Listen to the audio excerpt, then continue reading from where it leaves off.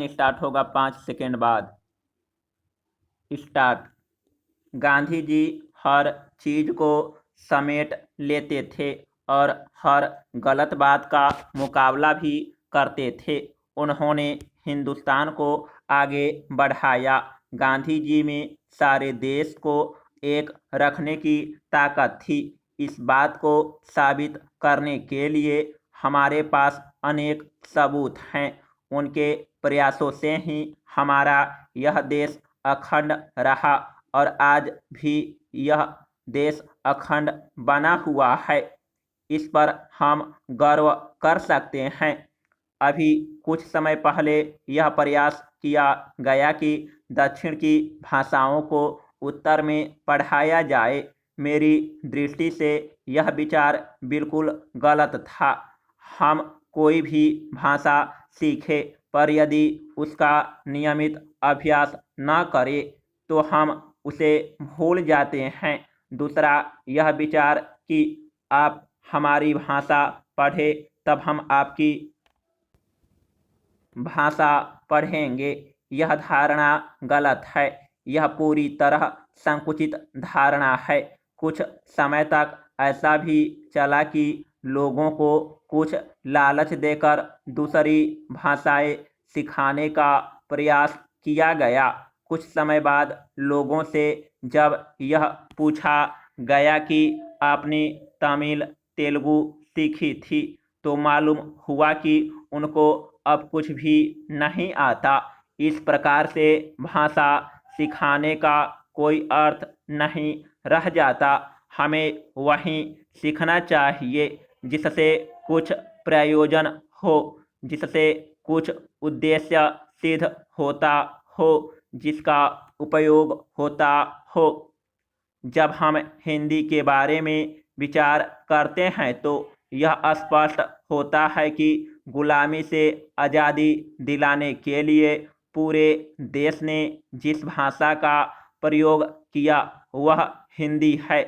यह हिंदी चाहे उस समय अविकसित थी या समृद्ध नहीं थी, लेकिन यह सबको मालूम है कि उसने हम सबको एक साथ लाने का काम किया। गांधी जी के नेतृत्व में देश ने उसे अपनाया। सभी ने उसे राष्ट्रभाषा कहा और उसे हृदय से अपनाया। कुछ लोग कहते हैं कि संस्कृत राजभाषा होनी चाहिए। मैं भी उस समय ऐसा सोचता था। मेरे जैसे कई अन्य लोग भी ऐसा ही सोचते थे। लेकिन आज हम अगर विचार करें तो इस राजभाषा के पद पर हिंदी के अतिरिक्त कोई अन्य भाषा हमारे सामने नहीं आती। भारत की सभी भाषाएं हमारी राष्ट्रभाषाएं हैं। उनसे ही हमें अपना शब्द भंडार लेना है, अतः हम उन्हें भी नहीं छोड़ सकते। इसलिए हमने उन्हें राज्यों की राजभाषा के रूप में रखा है। मैं भाषा की समृद्धि के बारे में भी दो चार बातें कहना चाहता हूँ। माननीय सभापति महोदय, मैं माननीय सदस्य द्वारा प्रस्तुत संकल्प का समर्थन करता हूँ।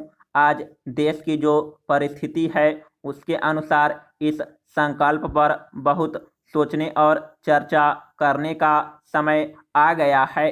जनसंख्या की वृद्धि ने आज देश को जिस स्थिति में लाकर खड़ा कर दिया है उसके हिसाब से देश की योजनाओं के बारे में सोचने का समय आ गया है। यदि इस पर नहीं सोचा गया तो जिस ढंग से दुनिया को देखते हुए हम अपने देश के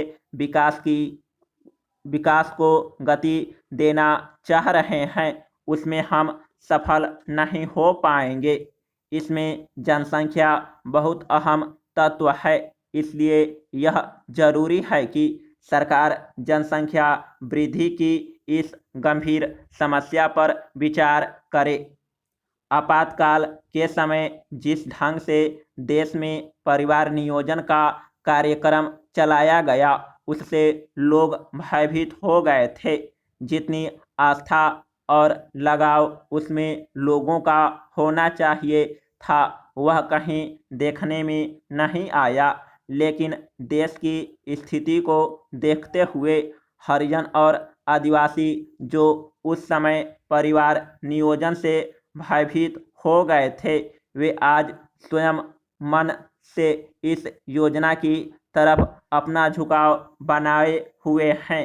यह इसलिए हो रहा है क्योंकि गांव में खेती के अलावा जीवन निर्वाह का और कोई साधन नहीं है। वह खेत जो उनके अपने पूर्वजों से प्राप्त हुआ था उसका लगातार छोटे टुकड़ों में बंटवारा हो रहा है। इस परिस्थिति में आज गांवों के अधिकतर आदिवासी और हरिजन इस कार्यक्रम की तरफ आकर्षित हो रहे हैं। इसके लिए हमें एक चीज़ सोचनी पड़ेगी।